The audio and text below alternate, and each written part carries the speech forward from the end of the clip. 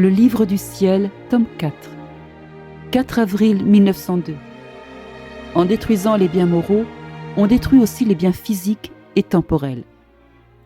Pendant que je demeure dans mon état habituel, mon adorable Jésus vient, mais presque toujours en silence. Ou pour être plus exact, il me dit des choses concernant la vérité. Il arrive que, aussi longtemps que le Seigneur est présent, je comprenne les paroles qu'il me dit, et il me semble que je saurais les répéter. Mais quand Jésus disparaît, cette lumière de vérité qui m'est infusée, je sens qu'elle m'est retirée, et je ne peux rien dire. Ce matin, j'ai dû me donner beaucoup de peine à attendre Jésus. Quand il est venu, il m'a transporté hors de mon corps en se montrant très indigné.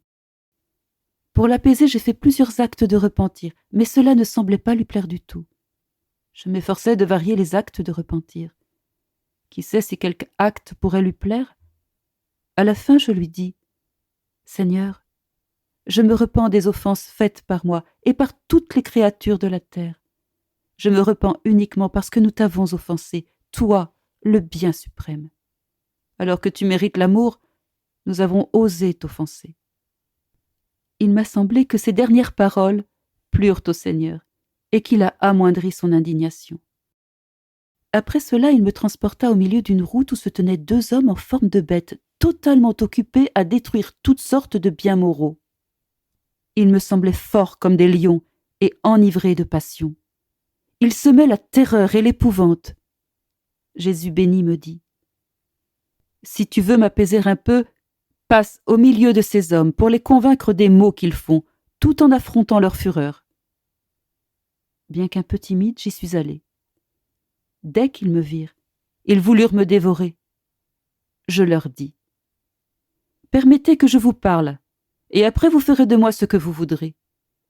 Vous devez savoir que si vous arrivez à réaliser votre intention de détruire les biens moraux rattachés à la religion, aux vertus et au bien-être social, sans vous apercevoir de vos erreurs, vous arriverez en même temps à détruire tous les biens physiques et temporels.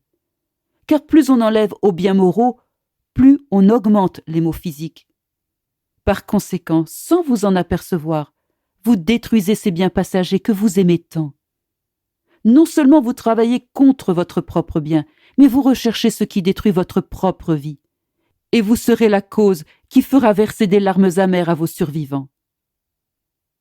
Ensuite, j'ai fait un très grand acte d'humilité que je ne peux même pas décrire.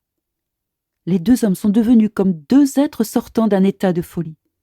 Ils étaient tellement affaiblis qu'ils n'avaient même pas la force de me toucher.